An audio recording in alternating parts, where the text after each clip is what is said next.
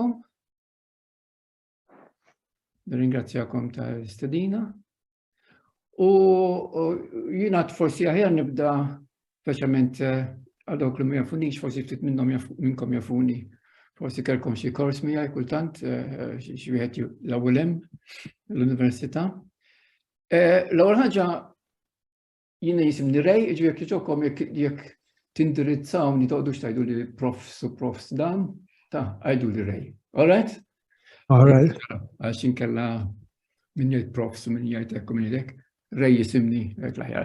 Għadtu kol forsi fuq.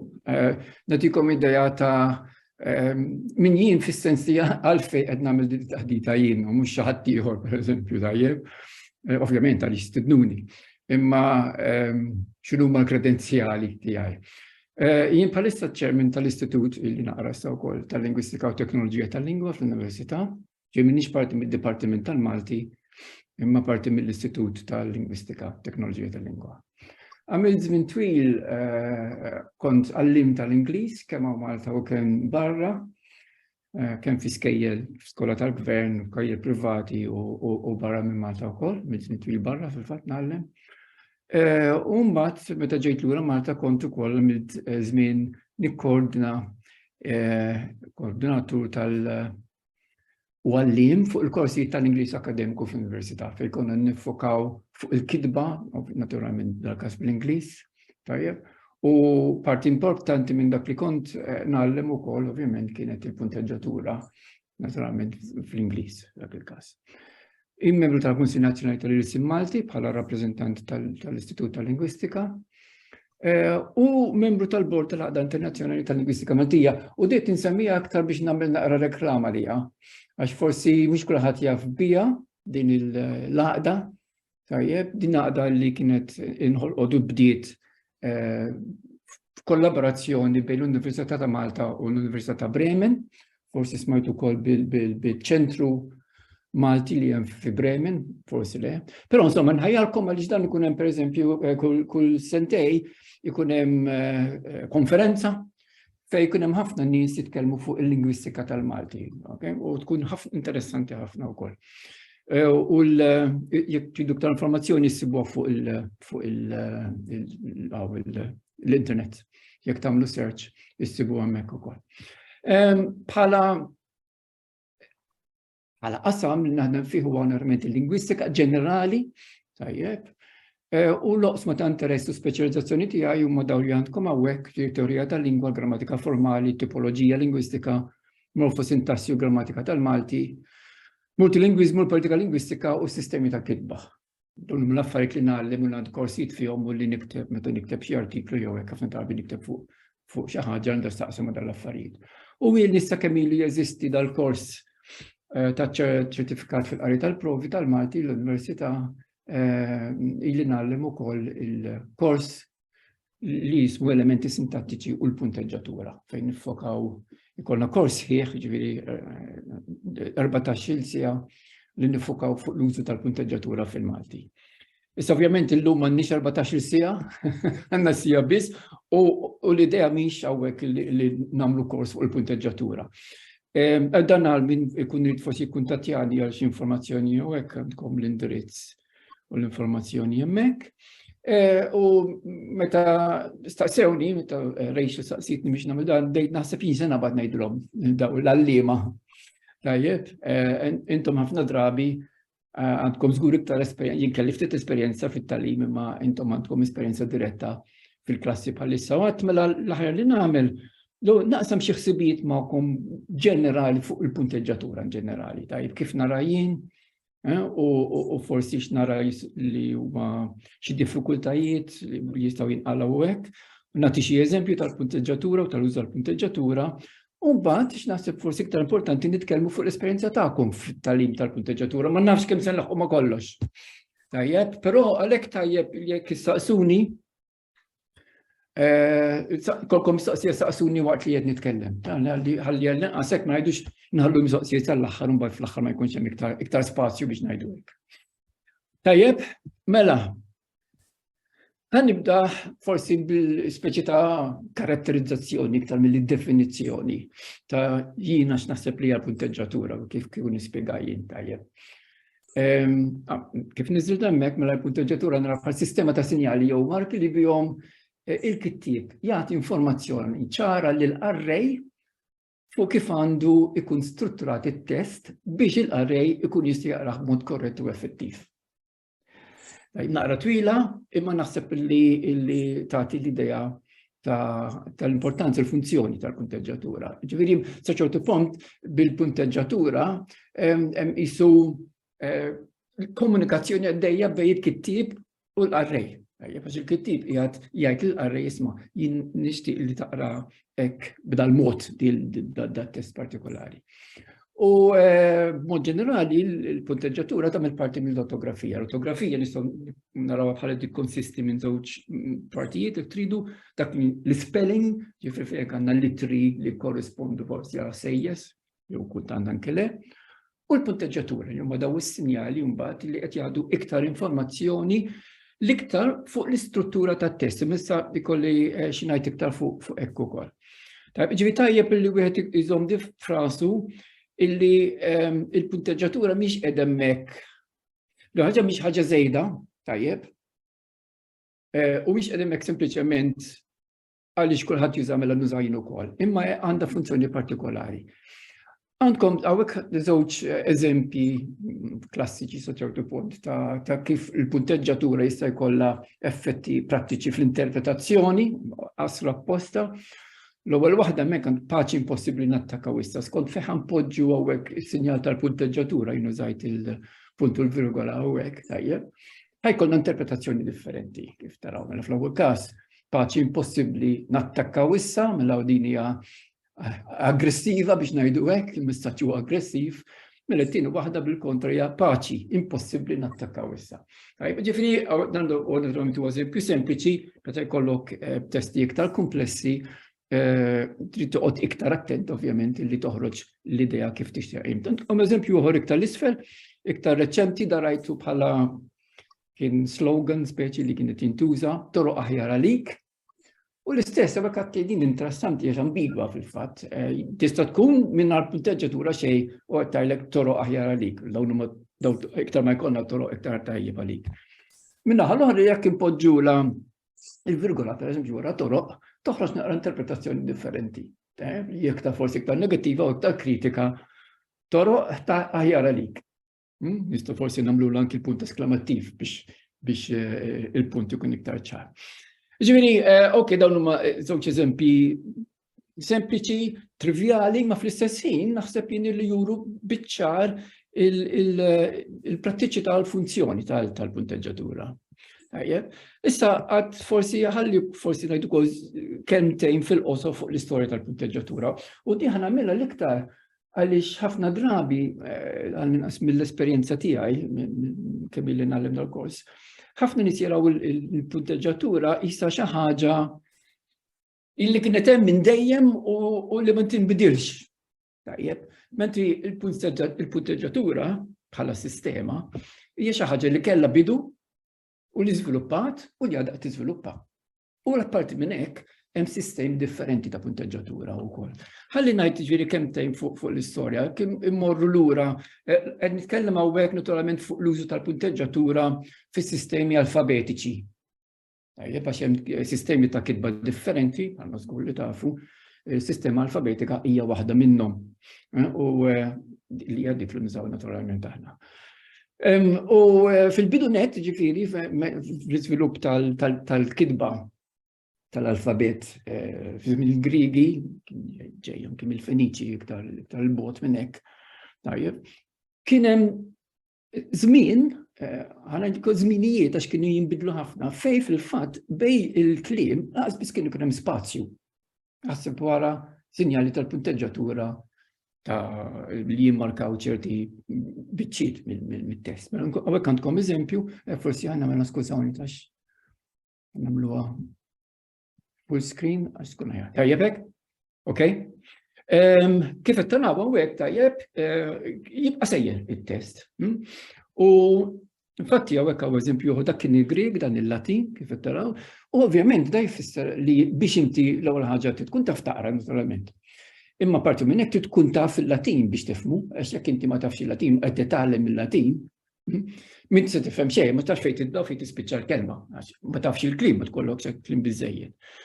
Imbagħad li ġara kien biżmien illi jibdew jintużaw dawk it-tikkek kif qed taraw hawnhekk. Skużawni. Dawn it-tikkek li hawnhekk tajjeb. Funzjonijiet differenti, f'ta drabi biex jagħmlu differenza bejn il-kliem, imma kultant anki bejn biċċiet itwal minn kelma ngħidlek frażijiet pereżempju tajjeb, però hija ċara minn fejn ukoll ġejja l-kelma punteġġatura, għax fil-fatt dak kien il-bidu tal-punteġġatura li żviluppat eventwalment fil-mod kif narawha aħna. L-istess naħseb tajjeb li wieħed iżomma frasu di tajjeb li hemm storja wara l-punteġġatura, l-punteġġatura tinbidel, tiżviluppa, eċetera, eċetera. Mbagħad fil-fatt, speċjalment fil-Medjueva, anzi fi żmien ir-Rumani, forsi qabel ukoll, tajjeb, kien hemm meta il-Latin beda jinfirex, tajjeb, minħabba l-kolonji Rumani, u ħafna minn nies bdew jitalmu jew jipprovdu jużaw il-Latin. Speċjalment hawnhekk għandna daw l-iskribi Irlandiżi bdew jużaw l-ewwel ħaġa iktar l-ispazji bejn il-kliem. Għax ovvjament għal raġunijiet prattiċi ta' tagħlim għall-pedagoġija fil-fatt kien jagħmel iktar sens illi jifirdu l-kliem ħalli min ma jafx il-Latin bħala lingwa nattiva jkun jista' anki jifhem ta' bdiet jaqra. U fl-istess ħin mbagħad dawk li kienu it-tikkek li rajna qabel bdew jintużaw funzjoni ftit differenti milli sempliċement biex jisseparaw il-kliem. Tajjeb, u hemmhekk naraw li bdew jintużaw iktar, u hekk għandkom eżempju wkoll tal-użu tal-punteġġatura. Pereżempju, biex jindikaw fejn tispiċċa idea sħiħa, tajjeb, mhux neċessarjament sentenza fis-sens illi nużaw aħna bħalissa. Jew fejn ikun hemm pereżempju anki t-tmiem ta' paragrafu, bdew jużaw sinjali apposta biex jużaw it-tmiem ta' paragrafu, taraw pereżempju hawnhekk hawn xi ħaġa simili għal punt tal-eluq, tajjeb għal full stop. U hemmhekk imbagħad biżmien bdiet tiżviluppa aktar u iktar l-użu tal-punteġġatura. U perjodu importanti ħafna fl-iżvilupp ta' punteġġatura ġi fi żmien bl-invenzjoni tal-magna tal-istampar ta' Gutenberg. Tajjeb, fejn hemmhekk imbagħad bdew isibu sistemi u modi kif ikun it-test ikun organizzat iktar b'mod ċar biex ikun anki jinqara għaliex ukoll bdew iktar jaqraw nies u jitalmu iktar nies kif jaqraw. U infatti il-punteġġatura mbagħad żviluppat b'modi differenti u f'sistemi varjati fejn hemm ċertu xebħ, ovvjament, pereżempju bejn is-sistema tal-punteġġatura kif jużaw fit-Taljan, fil-Malti, fl-Ingliż, fil-Ġermaniż, fil-lingwi Ewropej forsi l-iktar. Però hemm ukoll xi varjanti interessanti ħafna. U dan naħseb huwa punt ukoll tajjeb illi wieħed ikun jafu mhux intom bħala liema, imma anki naħseb l-istudenti tagħna, speċjalment forsi f'livell iktar avvanzat, li jkunu jafu li fil-punteġġatura għalkemm qed jitalmu illi fil-Malti tagħmel hekk jew fl-Ingliż tagħmel hekk, però pereżempju fil-Ġermaniż u fit-Taljan jagħmluha mod ieħor. Ħantikom eżempju hawnhekk, naħseb li forsi minnhom jafhmu wkoll jekk għamlu daw il-lingwi, pereżempju ħantikom eżempju mill-Ġermaniż hawnhekk, tajjeb fil-Ġermaniż, pereżempju, bej sentenza prinċipali u sentenza subordinata li tibda bil-li, jien naf li, dejjem bil-fors trid tpoġġi l-virgola. Issa dik pereżempju xi ħaġa li aħna ma nagħmluhiex, ma npoġġux il-virgola bejn naf u li. Imma fil-Ġermaniż trid tagħmilha bil-fors, jiġifieri hija regola tal-kitba. Eżempju ieħor, żgur tafu bih, illi fil-Ġermaniż pereżempju jintużaw l-ittri kapitali, l-ittri kbar, man-nomi kollha. Mhux mal-ismijiet biss, mhux man-nom propju biss. Ġifieri jekk inti għandek bħal hawnhekk il-mara l-Ingliż has, il-ktieb rat, il-mara qarat il-ktieb, għandek il-mara u l-ktieb miktubin skont ir-regola tal-Ġermaniż bil-ittra kbira. Biex naraw hemmhekk eżempju, u pereżempju l-Ispanjol, kif forsi probabbilment żgur tafu wkoll, fl-Ispanjol pereżempju għandhom sinjali li aħna m'għandniex li pereżempju l-punt interrogattiv u l-punt esklamattiv, apparti minn dak li għandna aħna wkoll jidher fl-aħħar tal-mistoqsija f'dal-każ jew tas-sentenza, għandhom ukoll l-istess sinjal bil-maqlub rasu l-isfel li jiġi fil-bidu. Dik hija xi ħaġa li m'għandniex aħna li wkoll jekk iridu nistgħu nadattawha, hekk mistoqsija għalfejn nadattawha, interessanti wieħed jistaqsilu nnifsu għalfejn jużawha l-Ispanjoli, x'sens tagħmel. U fil-fatt bħal mhux nidħol fiha l-bidda xogħol. Tagħmel ħafna sens.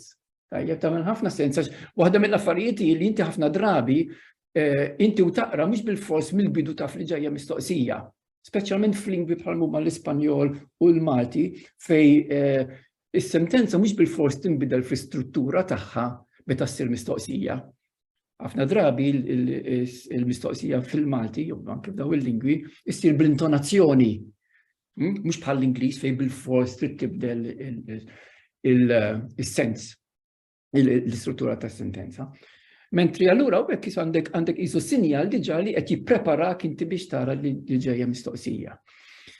Niftehmu, mela ġifieri dawn l-affarijiet interessanti wkoll u naħseb tajjeb li wieħed ikun għall-inqas konxju ta' din il-varjazzjoni, anki jekk mhux bil-fors sa juża. Issa, għawek dana, nisnajt kentej issa fuq fejn tidħol l-istruttura tas-sentenza fil-punteġġatura, għalfejn qed nitkellem nitkellem fuq l-istruttura tas-sentenza u l-istruttura tas-sentenza. U dan eżerċizzju li nħobb nuża ħafna jien fil-kors li nagħmel u ħanagħmlu ftit magħkom tajjeb biex naraw kif taħdem. Mela l-idea din nara, hekk hawn sentenza bl-Ingliż. Tajjeb, li hija dis-sentenza hemmhekk. We had one problem only Janet knew we faced bankruptcy. Li kif inhi ovvjament ma tagħmilx sens. Tajjeb, għandha bżonn tal-punteġġatura x'imkien. Però l-interessanti tagħha din is-sentenza illi fil-fatt nieħdu pereżempju f'dal każ iż-żewġ punti, okay, il-colon. Tista' tpoġġih f'postijiet differenti biex toħroġ interpretazzjoni differenti ta' din is-sentenza. U dak li se nagħmel issa l-idea di inqablu l-Malti mal-Ingliż u kif ħanużaw issa daw iż-żewġ punti biex noħorġu l-interpretazzjoni. U naraw jekk humiex l-istess jew hekk hemm xi differenzi li joħorġu mill-fatt li żewġ lingwi huma strutturati differenti minn xulxin, għalkemm viċina ħafna anke fil-struttura tagħhom. Mela, ħanibdew minn hemmhekk. Aw tikudajkom l-ewwel eżempju jien, mela din is-sentenza nista' naqsmuha hawnhekk. We had one problem, ħanajt x'inhi. Only Janet knew we faced bankruptcy. Niftehmu dik l-idea. Issa jekk inkomplu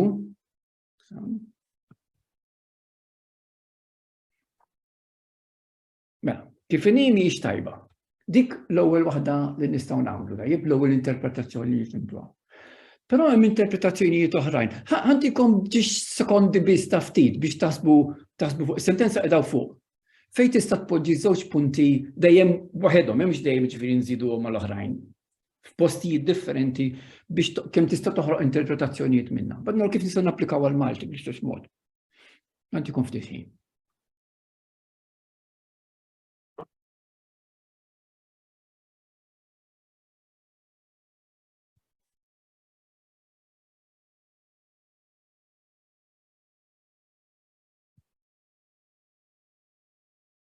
Okay, għalli bella.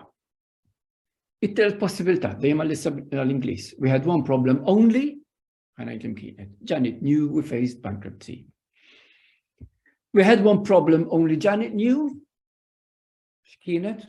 We faced bankruptcy. Niftehmu ġifieri diġà għandna hemmhekk erba' interpretazzjoni, tlieta insomma x'l-ewwel waħda ħażina, u l-aħħar waħda, we had one problem only Janet knew we faced bankruptcy. Niftehmu hawnhekk l-istess, kif nistgħu nużaw il-punteġġatura b'mod interessanti biex noħolqu issa. X'jiġri jekk nagħmlu l-istess ħaġa bil-Malti? Jiena għamilt traduzzjoni tagħha hawnhekk kemm jista' jkun viċin tar-oriġinali, imma bil-Malti nispera tajjeb, mela kellna problema waħda biss li ġanet kienet taf li konna qed niffaċċjaw il-falliment. Bħala sekwenza tikkorrispondi għas-sentenza Ingliż. Ovvjament kif inhi ma tagħmilx sens, x'imkien għandna bżonn impoġġu punteġġatura.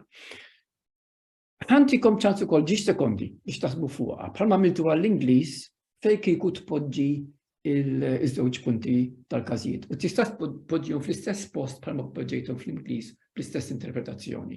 Tikom ftit ċans.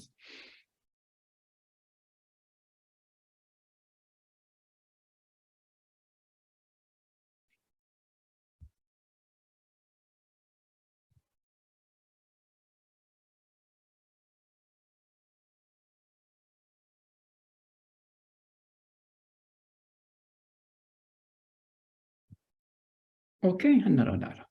Tinqabbilhom ma tal-Ingliż hawnhekk ukoll. Fl-Ingliż l-tneħżina kif huma, dik number 1. Tajjeb, issa tieni waħda. Mela fl-Ingliż kellna we had one problem, s'għandu x'inhi, mela poġġejna il-żewġ punti wara problem. Mela nistgħu nagħmlu l-istess bil-Malti, naturalment one problem, problema waħda bil-Malti. Le, fil-fatt, jekk nagħmlu hekk kellna problema waħda, biss li ġanet niftehmu ma nistgħux nagħmluha. Għaliex, għax l-istruttura tal-Malti ovvjament hija differenti. Il-biss hemmhekk hija differenti għaliex issa ħanajd biex ikollna l-istess effett bil-Malti, irridu nbidlu l-istruttura tas-sentenza u l-biss impoġġuha f'post ieħor. Kellna problema waħda li ġanet biss kienet taf.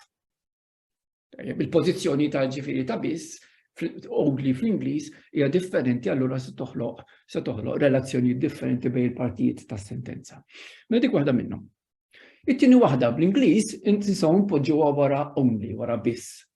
Mela nagħmlu l-istess bil-Malti ħan naraw x'jiġri u hawnhekk m'għandix problemi. Kellna problema waħda biss, se ngħid li ġanet kienet bla bla bla bla bla. Okay? Ir-raba waħda ipoġġu hawnhekk fl-Ingliż wara il-verb knew, ħan naraw bil-Malti, kellna problema waħda biss li ġanet kienet taf, li konna le, ma tagħmilx sens. L-istess hawnhekk biex insibu verżjoni li tagħmel sens, nkunu rridu inbidlu l-istruttura fil-fatt indaħlu hawnhekk prepożizzjoni bil-pronom memus, mela kellna problema waħda biss li ġanet kienet taf biha, li konna niffaċċjaw l-falliment. Niftehmu naħseb eżerċizzju interessanti ġiġalek taħseb fuq id-differenza bejn l-istruttura apparti mill-funzjoni tal-punteġġatura f'dal-każijiet. Hawnhekk issa l-oħra mela, l-aħħar waħda, we had one problem li ġanet knew we faced, bankruptcy, u hawnhekk ukoll m'għandix problemi bil-Malti. Kellna problema waħda biss li ġanet kienet taf li konna qed niffaċċjaw u din kienet il-falliment. Qed niftehmu, u naħseb illi dal-eżerċizzju diġà jtik idea għalfejn qed nitkellem jien fuq l-istruttura u fuq l-istruttura sentenza b'mod tat interpretazzjoni. X'inhija? Skużawni, naħseb xi ħadd kellu l-mike mhux mute. Right. Ok.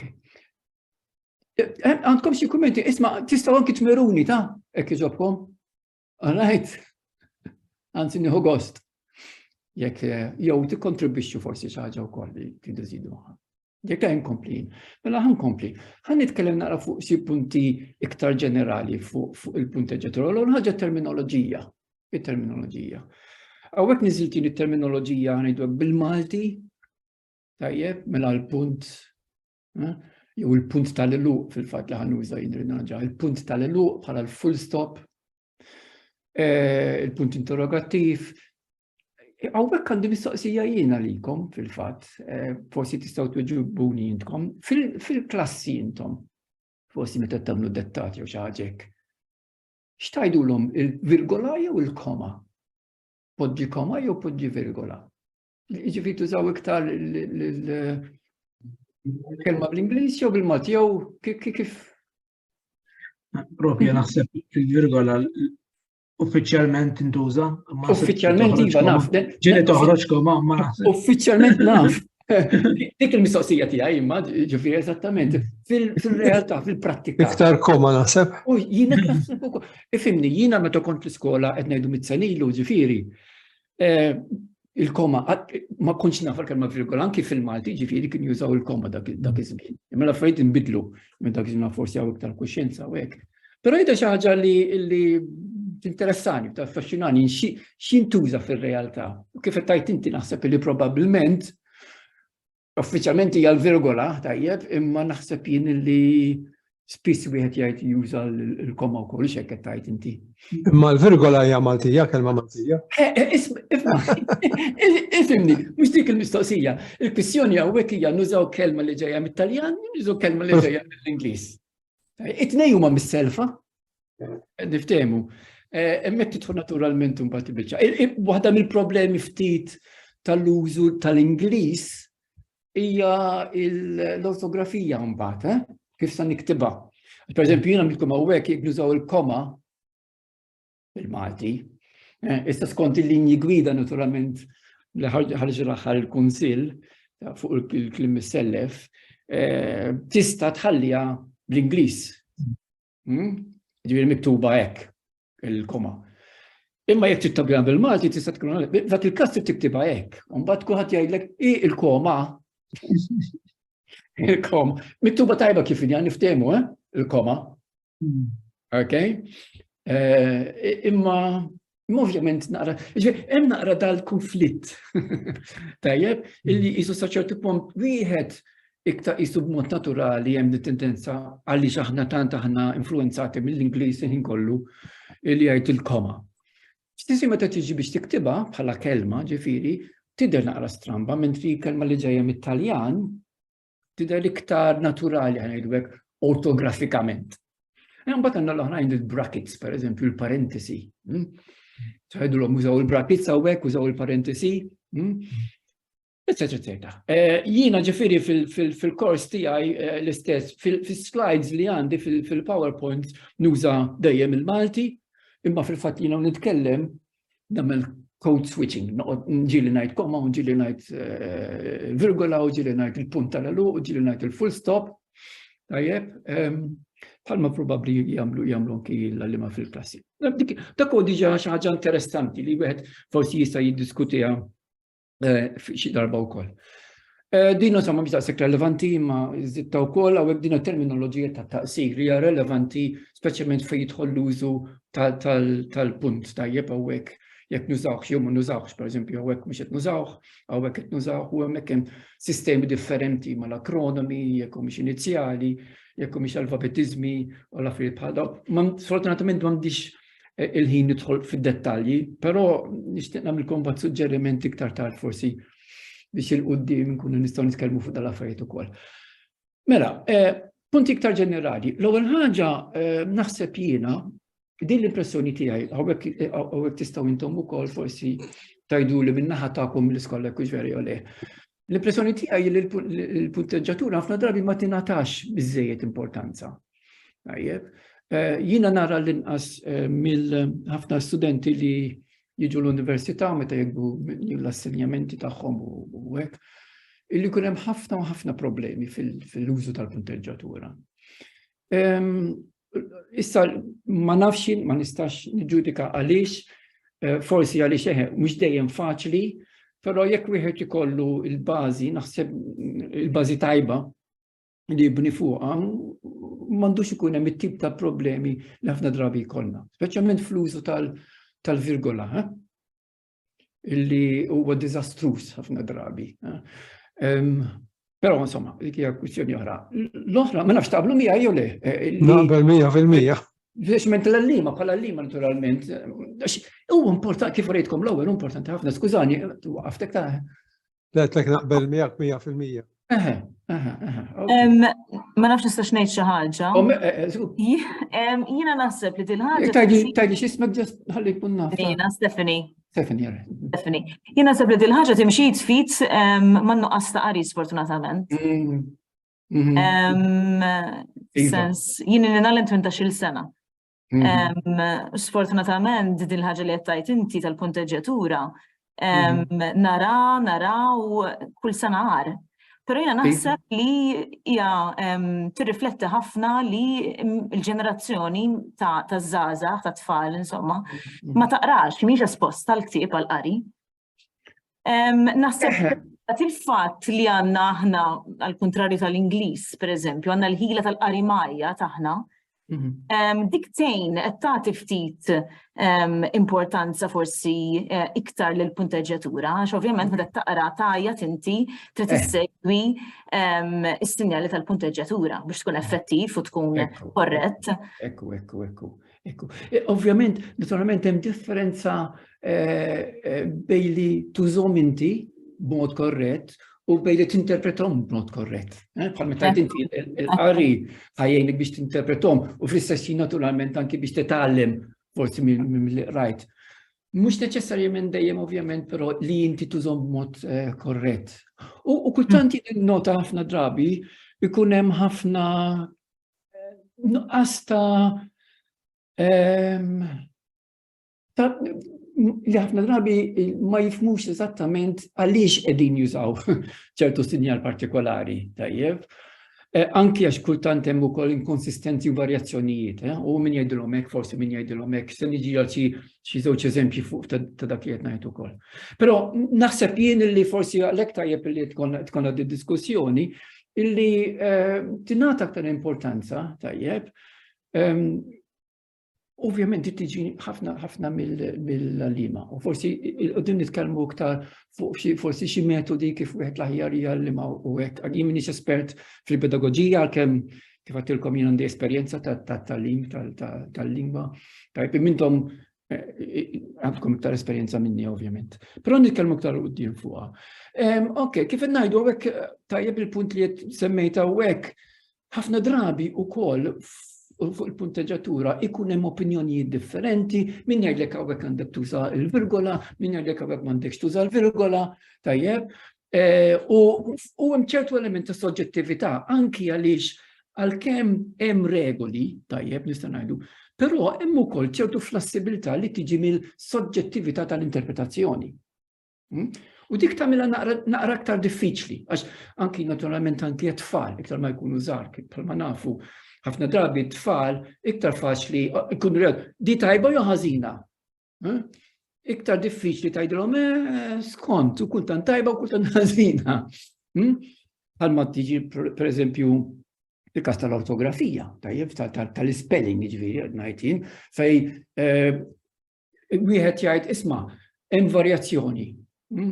Kelma tinkiteb hekk jew hekk, dak l-eżerċizzju li sar fid-deċiżjonijiet wieħed tajjeb pereżempju li intażlet forma waħda biex tkun tajba. Sa dak iż-żmien però kien hemm il-varjazzjoni. Li tagħmel aktar diffiċli li qed jgħallimax jgħidlek ara jien rajta miktub hekk u inti qed tgħidli li għandi niktibha hekk. Allura li mit tajba. Ovvjament jekk ikun hemm ċertu regoli tkun ħaġa tajba, però minna nnifisha il-punteġġjatura bil-fors tinvolvi ċertu ammont ta' soġġettività għaliex għandha x'taqsam ħafna mal-interpretazzjoni ta' dak li ngħid. Però intikom xi eżempji iktar quddiem ukoll ta' fejn tidħol regola fissa biex ngħidu hekk u fejn tidħol anki ċerta flessibilità fl-użu. Mbagħad importanti wkoll u danna mhux fil-punteġġjatura biss, ma l-punteġġjatura taqgħu wkoll anki fl-ortografija, pereżempju. U anki fil-grammatika biex ngħidlek fil-bitkellem tajjeb, ir-reġistru. Hemm differenza jekk jiena qed nikteb test formali jew test mhux formali. U naħseb illi tajjeb illi t-tfal ikunu konxi tagħha differenza biex mela jgħidlek ara jekk jiena qed nikteb jiena f'xi essay jew xi ħaġa hekk l-iskola, noqgħod attent u nuża il-punteġġjatura kif għandha tkun. U anki il-spelling. Imma jekk pereżempju qed nikteb SMS ta' malaj, tajjeb, jew qed nikteb email il-ħabib tiegħi ħanaġġel, u sa ċerti punti relevanti jiena jekk nuża il-punteġġjatura b'mod korrett jew le. Jew anki l-ortografija. Jekk inħalli line barra pereżempju. L-importanti mhux tant il-line nidhom isma' tagħmilx hekk għax ikun dnub, tajjeb, imma tkun konxju mill-kontest. Jekk inti qiegħed tikteb fuq l-internet xi chat pereżempju, tajjeb, m'hemm ġafri toqgħod taħseb Mela hawnhekk ħanamel jiena żewġ punti esklamativi, nista' nagħmel jien punt interrogativi u punt esklamattiv flimkien, tajjeb. U hemmhekk ovvjament hemm ukoll ċertu biex ma ngħidhomx regoli, ċertu direzzjoni li wieħed jista' jieħu. Il-punt li nagħmel hekk huwa illi nkunu aħna konxi illi il-reġistru, il-kuntest li fih qed nużaw kemm il-kitba u kemm il-lingwa b'mod ġenerali jagħmel differenza fl-użu tagħha. U naħseb illi parti mill-arfin li għandhom ikollhom it-tfal fuq il-lingwa huwa li jeżistu daw il-reġistri differenti, il-forum differenti tal-mitkellem u tal-kitba, allura tidħol f'kuntest iktar ġenerali. Tajjeb, x'għad jiskummenta jew jistaqsi? Mela, inkomplu. Issa, li nixtieq nagħmel issa, però li nħobb nagħmel jien anke fil-kors illi nintroduċi dal-qasam billi nurjhom ċertu prinċipji li nsejħilhom in prinċipji gwida. U nagħmel differenza bejn prinċipji gwida li ħanurikom issa u bejn ir-regoli speċifiċi tal-sinjali partikolari, ġifieri differenza bejn dal-issa ngħid issa li huma prinċipji iktar ġenerali. U per eżempju ir-regoli tal-kitba u tal-użu tal-punt tal-eluq, jew ir-regoli tal-użu tal-virgola, per eżempju, qed niftehmu. Mela, daw il-prinċipji ġenerali huma daw il-5. Dawna mhux naturalment jekk inti tista' tagħlimhom lit-tfal jew ma nafx jiena, però kieku ovvjament mhux fil-bidu, imma forsi meta jkunu waslu naf fl-aħħar snin tas-sekundarja tajjeb li jkollhom forsi iktar bażi għarfien ta' ċerti prinċipji ġenerali wkoll mhux speċifiċi biss. Mela, l-ewwel ħaġa. Uża l-punteġġatura mill-inqas. Tajjeb, dan naħseb li huwa prinċipju importanti ħafna. Ħafna drabi tara testi fejn jkun hemm ħafna virgoli u puntu virgola jew żewġ punti illi jiġu kważi test jisu xi siġra tal-miliet, kollha dekorazzjonijiet, bil-bubbles u l-affarijiet l-oħra. Naħseb huwa prinċipju importanti ħafna. Jekk inti post jew tara illi sinjal tal-punteġġatura tista' tgħaddi mingħajru għaliex mhux se joħloq problemi jekk ma tużax, mela aħjar ma tużax. Bħala prinċipju ġenerali, tajjeb ma jfissirx illi għandek dejjem tal-ibarra, x'kultant jekk tużaw użaħ għal raġuni.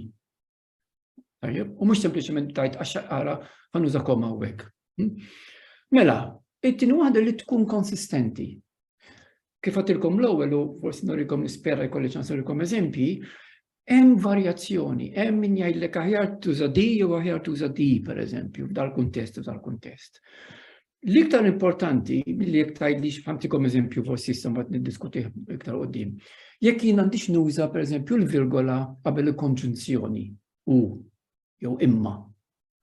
Hemmhekk tgħid imma l-iskola qalu lna qatt m'għandi jkolli virgola qabel kelma bħal u pereżempju.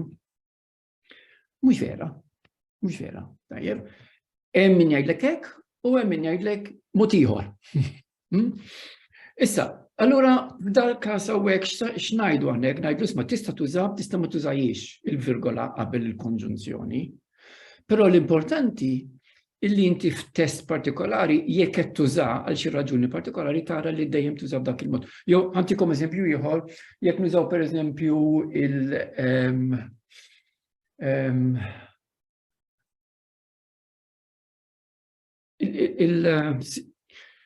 ġiġi frasi palissa. Skużawni, sekonda. Il-virgoletti b'wieħed jew bit-tnejn. Mela, ġieli għandek il-virgoletti b'wieħed għandek il-virgoletti bit-tnejn. Li m'għandi nuża minnhom. Tajjeb, waħda jew l-oħra. L-importanti hawnhekk iddeċiedi li ma ħatuża għax it-tnejn jintużaw f'sistemi differenti. Imma li f'test partikolari jekk inti tuża doppji uża doppji. Jekk tuża singli, ara li dejjem tkun konsistenti u tuża singli mhux daqqa waħda u daqqa l-oħra.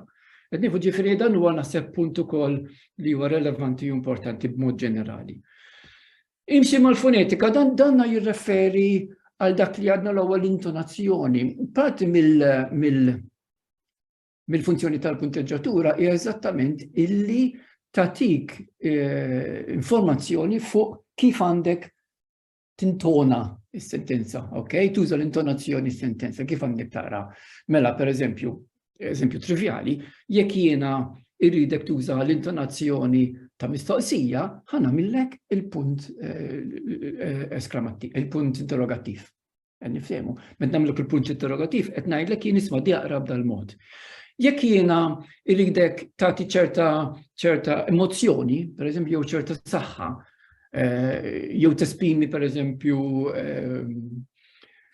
jiena f'ċertu qawwa fil-imperattiv, ħanuża il-punt eskamattiv. Mela, hemm differenza jekk nużax il-punt eskamattiv jew nħallehx barra. Għaliex il-punt eskamattiv minnu nnifsu qed jiġġalni lili qed jagħtini l-informazzjoni li jiena għandi nuża il-punt nagħti intonazzjoni partikolari lil dik is-sentenza. U mhux sempliċement inpoġġih għaliex irid ikun hemmhekk. U fl-aħħar ukoll ċerti drabi irridu insegu il-konvenzjoni. Hemm ċertu użu ta' ċerti sinjali illi m'hemmx loġika għalihom ħanajdu hekk. Tajjeb, biex intikom eżempju, l-użu tal-punt per eżempju mal-abbrevjazzjonijiet, mat-taqsir. Mela, waħda mir-regoli li ssib waħda mill-regoli hija li meta nqassru l-kliem, tajjeb, jekk il-kelma tispiċċa bl-istess ittra bħat-taqsira, jekk it-taqsira tispiċċa bl-istess ittra bħal-kelma, m'hemmx għalfejn nużaw il-punt warajha. Per eżempju, l-Ingliż jekk nieħdu mister, tajjeb, ma nagħmlux punt warajha għaliex mister il-kelma u MR hija l-istess. Imma jekk ikollna xi ħaġa pereżempju li mhijiex l-istess fit-tarf tagħha, bħal prof, pereżempju, li hija taqsira ta' professur, tajjeb, hemmhekk f'dak il-każ nużaw il-punt. Dik hija sistema waħda. Hemm sistema oħra illi tgħidlek użhom dejjem. Biex nkun ċar, ħafna drabi t-tendenza hija l-sistema Amerikana jippreferu jużaw il-punt dejjem wara taqsir. Is-sistema Britannika hija aktar komplikata f'dan is-sens li qed ngħid illu tuża biss meta l-kelma ma tispiċċax bl-istess isem. Issa, mela, kan niġija li qed ngħid issa. Fix-xjenza ħafna drabi, jekk ikollok xi affarijiet taqsir bħal huma pereżempju kilometru, km, il-hemmhekk mhijiex it-tarf tal-kelma metru, ġifieri suppost kont ir-regola li jkollna għandna nużaw il-punt jekk qed nimxu b'dik is-sistema. Imma l-konvenzjoni hawnhekk tgħidilna li f'dal qasam partikolari kliem bħalmu kilometru qassar ma nużawx il-punt miegħu għax hija l-konvenzjoni. Qed niftehmu x'qed ngħid bija dan, ġifieri dawn l-affarijiet ovvjament wieħed irid ikun konxu minnhom tajjeb biex ikun jaf anki jispjega eżattament fuq fl-użu ta' dal-affarijiet. Ħanati xi eżempji, diġà tajt ftit, imma ħanati xi eżempji ta' fil-qosor, bad forsi naqaf ngħid ħalli nara kemm xi mistoqsijiet. Mela, żball illi komuni ħafna dan, nara ħafna fix-xogħol tal-istudenti ta' dik li tissejjaħ bl-Ingliż comma splice. L-użu tal-virgola bejn żewġ sentenzi sħaħ. Għandkom l-eżempju hemmhekk żbaljat, il-bieraħ kelli ħafna x'nagħmel bdejt naħdem kmieni fil-5 ta' filgħodu. Għalfejn huwa żbaljat hemmhekk, hija żbaljata l-virgola. Għaliex jiena hawnhekk għandi żewġ sentenzi sħaħ, u l-virgola mhijiex hemm biex tissepara żewġ sentenzi sħaħ. Biex nissepara żewġ sentenzi sħaħ għandi jew il-punt tal-elu, il-full stop, jew inkella il-punt u l-virgola. U n-storja sieħa x'ngħidu fuq il-punt u l-virgola u l-żewġ punti l-istess m'għandix ċans nidħol fid-dettalji hawnhekk.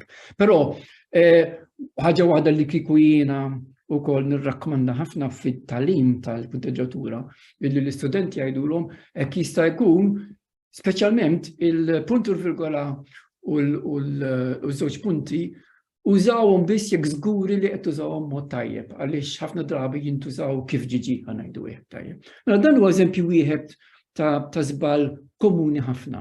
Hawnhekk naturalment ukoll nista' jekk irrid jiena nuża l-konġunzjoni und u mbagħad inkompli ġie sentenza sieħa, okej? F'dal każ. Każ ieħor, forsi ftit iktar trivjali, imma li sibu ħafna, pereżempju fit-teżijiet u hekk tajjeb, li fil-titli u s-sottotitli jintuża il-punt tal-eluq, mela l-użu tal-punteġġatura. Punt. Dak huwa żbaljat, okej? Għalfej huwa żbaljat għaliex fil-fatt hawnhekk m'għandek sentenza. Veru nirbidu bitra kapitali għax qiegħda fil-bidu, imma m'għandek sentenza dal-każ. Jekk it-titlu jkun sentenza sħiħa, dak il-każ tużaħ il-punt tal-eluq. Tajjeb, imma f'titlu bħal da, bħal mudan hawnhekk, m'hemmx verb fiha, okej, m'hemmx suġġett dak is-sens, il-konvenzjoni li ma nużawx.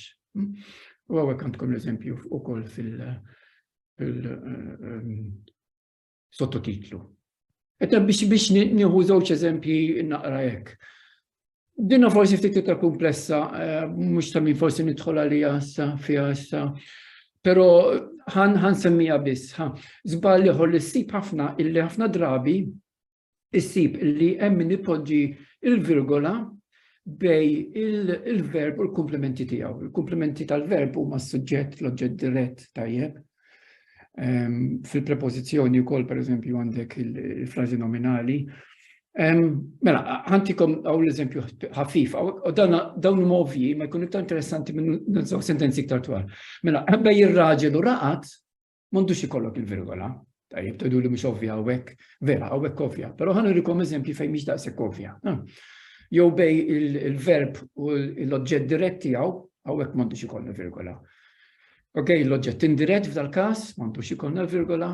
Hawnhekk jien poġġejtu fuq il-mejda, hawnhekk m'għandux ikun hawn virgola, qatt. U l-istess hawnhekk bej sentenza subordinata bħal din li jew komplement tal-verb jien naf li m'għandix nużawha. L-Ġermaniżi jużawha, maħna ma nużawix. Issa biex nurikom għalfejn qed ngħidha din għax jista' jkun ħafna drabi li s-suġġett ikun twil ħafna. Naqra din, tajjeb. Ir-raġel li twil tqajt miegħu l-biraħ fil-ħodu quddiem il-ħanut ta' Peppa għalli li kien hemm ħafna traffiku fit-triq il-ġdida. Innu ta' hawnhekk li jiġri da huwa dan. Jekk aħna nagħlmuhom l-itfal jew min qed nagħlmu illi jekk ikun hemm pawża poġġi l-virgola, inkunu qed nagħlmuhom xi ħaġa żbaljata. Għaliex hawnhekk hawn konflitt fil-fatt bej il-prinċipju li semmejt l-ewwel tal-eżiġenza tal-istruttura u l-prinċipju tal-intonazzjoni, tal-prosodija. Vera li hawnhekk peress li s-suġġett, il-frażi nominali ta' suġġett hija twila, hemm tendenza li hawnhekk nagħmel pawża żgħira ħanieħu nnifs. Imma il-prinċipju tal-istruttura qed jgħidli bej is-suġġett, il-frażi nominali ta' suġġett u l-verb tiegħu li huwa qalli hawnhekk m'għandix ikolli il-virgola. Mela hawnhekk jirbaħ biex ngħidu hekk tirbaħ l-istruttura iktar milli xi tip ta' prosodija f'tal-każ il-pawża. Għalhekk pereżempju wieħed huwa żball li ngħidu l-istudenti ngħidulhom meta jkollok pawża għamel virgola. Għax mbagħad jibdew poġġulek il-virgola fejn joħossu li huma għandhom il-pawża. Bil-kontra le. Fejn għandek virgola, poġġi pawża. Meta inti taqra ġifieri hemmhekk għamel pawża, imma mhux bil-maqlub. Nifhem, hemmhekk fitlu naqra forsi fiktar il-komplikazzjonijiet. Mela dinha hija tajba kif tidher hemm isfel f'dal-każ. U hekk għandna eżempju ieħor tajjeb ir-raġel twil li ltqajt miegħu l-bieraħ filgħodu quddiem il-ħanut ta' Peppa qalli li kien hemm ħafna traffiku. Dik il-virgola nagħmel pawża jew m'għamilx pawża m'għandix impoġġi hemmhekk, tajjeb, għaliex hawnhekk għandi sentenza subordinata li hija komplement ta' qal u m'għandix impoġġi l-virgola bejnietna għal raġunijiet ta' struttura ta' interpretazzjoni b'dak il-mod. Nispera li punti qed nagħmel huwa ċar. Issa hekk anke hawnhekk imbagħad jiġu komplikazzjonijiet għax meta nkun nagħmel kors bdew jsaħsu imma hekk li jiena rajt din il-virgola użata di ħażina, inti stess użajta pereżempju kuntajthom eżempju, araw dal-eżempju hawnhekk. Mela f'dal-eżempju għandna Pawlu li kien ħabib kbir tal-Ministru tal-Gamim, suġġett, frażi nominali ta' suġġett, għalli, huwa l-verb, mela hawnhekk għandna koma, għandna l-virgola, bej il-frażi nominali ta' suġġett li hija di kollha, tajjeb, u l-verb. Imma f'dal-każ hija korretta. Għaliex hija korretta? Għaliex di l-virgola mhix qed tissepara il-gamim minn qalli, imma qiegħda hemmhekk kważi bħala parentesi kif qed taraw hawnhekk, okay, biex turini li hawnhekk għandi sentenza subordinata aġġettivali mhux restrittiva. M'għandix ċans nidħol fid-dettalji, imma forsi jkollna ċans iktar quddiem. nitkellmu fuq dal-affarijiet ukoll. Mela hawnhekk din il-virgola hija tajba, imma hija tajba xaw il-virgola oħra hawnhekk ukoll. Paritx magħha illi qed tagħti qisu speċi ta' parentesi. Kieku poġġi parentesi minn flokka pereżempju, tajjeb kun qed jista' jifhem illi għalfejn qed hemmhekk dik il-virgola. Hemmhekk fejn l-affarijiet isiru naturalment ftit iktar komplikati. Żgur mhux relevanti għat-tfal iż-żgħar, imma meta mbagħad wieħed jitgħallem iktar jikteb sew tajjeb u bir-reqqa huma affarijiet li għandu jkun jafhom. Naħseb ħajja naqfawek bl-eżempju, din il-virgola l-koordinazzjoni li semmejtilkom l-ewwel, tajjeb, hemm pereżempju dik li tissejjaħ l-Oxford comma, pereżempju, l-Oxford comma jgħidlek anki f'lista għandek tuża il-virgola qabel il-konġunzjoni. U hawnhekk hawn ukoll differenzi kif għandkom miktub hawnhekk bejn is-sistema Amerikana li t-tendenza li dejjem jużaw il-virgola qabel konġunzjoni. U s-sistema Britannika ħlief pereżempju tal-Oxford Manual Style Manual illi jgħidu li tippreferi ma tużajiex f'dal-każ. Imma hemmhekk jiddependi wkoll. Jekk pereżempju jiena ikolli bżonna dal-każ pereżempju, il-virgola hija essenzjali qabel dik il-konġunzjoni. Il-kantanti kienu Gianni, Maurizio u Enzo Rosi. Jekk inneħħija minn hemm, hawnhekk għandi ambigwità. Mentri hawnhekk qed nuri li Enzo Rosi huma par wieħed. Nista' anke poġġiha fin-nofs impoġġi l-virgola bejnietom. Ġifieri mbagħad dejjem wieħed irid ikun konxju tal-eżempju l-oħrajn ukoll. Mela, l-aħħar żewġ kelmiet fuq tajjeb fuq it-tagħlim x'naħseb jiena, naħseb ftit fuq din ukoll ġifieri kawtilkom jien kelli ftit esperjenza wkoll tat-tagħlim tal-affarijiet. Dawn ħaġa l-aħjar dejjem illi skużawni.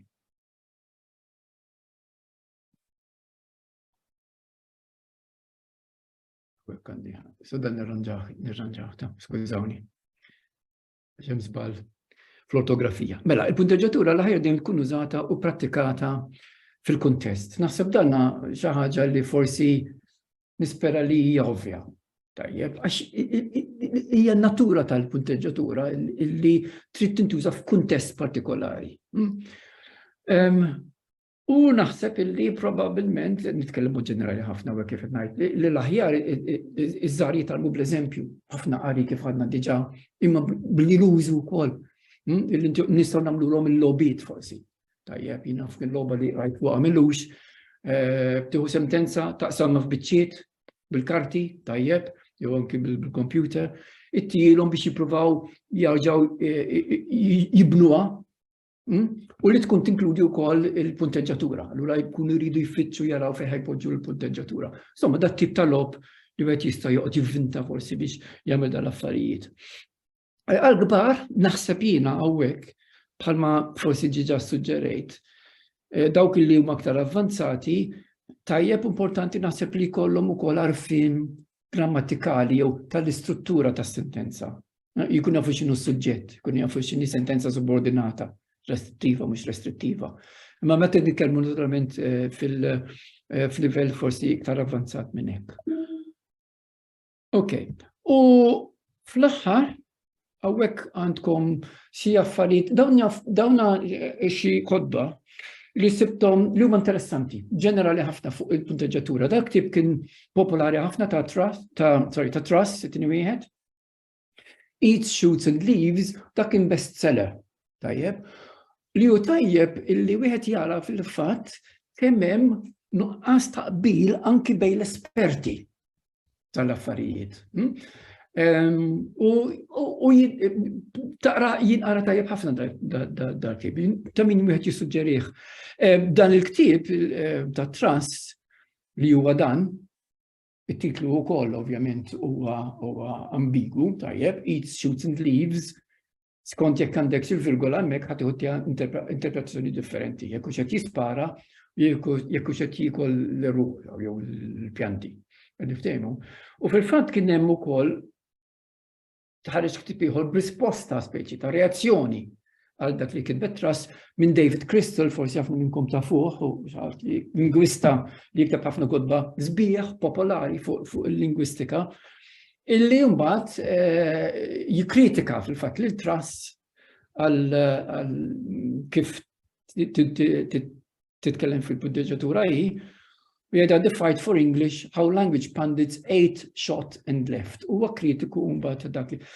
Taraw naqra hawnhekk ukoll interessanti diskussjoni speċjalment fejn tidħol hawnhekk lingwa li għandha tradizzjoni antika tal-kitba, okay, li tmur lura ħafna snin. Għandkom ukoll hawnhekk dar tip ta' trask sakemm ikollna ktieb tajjeb dettaljat manwal ħanajdu hekk fuq il-punteġġatura fil-Malti, nispera li jkollna dal-waqt bejnietna, nispera. Tajjeb, li wieħed ikun forsi jirreferi għalih, dal tip ta' trask sibtu utli ħafna u sibuh sa fina naqs laħalit tawalt tisibuh anki fuq l-internet kollu kemmu. Tajjeb, jekk tagħmlu search fuq l-internet ankom issibuh. U tajtkom ukoll hawnhekk il-gwida tal-istil interistituzzjonali tal-Unjoni Ewropea fejn hemm ukoll xi linji gwida fuq l-użu tal-punteġġatura bil-Malti u fil-Malti ukoll. Tajjeb, u fl-aħħar fil-fatt minn kelli, dan l-aħħar ħaġa li nixtieq forsi nissuġġerixxi jiena wkoll. Forsi tagħmel ħafna ta' sens jekk intom tkunu wkoll interessati u anke l-assoċjazzjoni tagħkom li fil-fatt isir serje ta' workshops forsi ta' livelli differenti fuq kif wieħed għandu jgħallem jew idejat kif wieħed jista' jgħallem il-punteġġatura f'livelli differenti. X'inhu d-diffikultajiet tipiċi jekk issir riċerka tistgħu tagħmlu antom forsi wkoll wieħed iħares fid-dettalji dak li jipproduċu l-istudenti u jipprova jara fejn huma l-iżbalji tipiċi. Probabbli ħafna minnkom tafu wkoll tajjeb jagħmel lista tagħhom u mbagħad wieħed jipprova jiddiskuti metodoloġiji kif wieħed l-aħjar li jgħallem il-punteġġatura u x'jgħallem skont il-livell.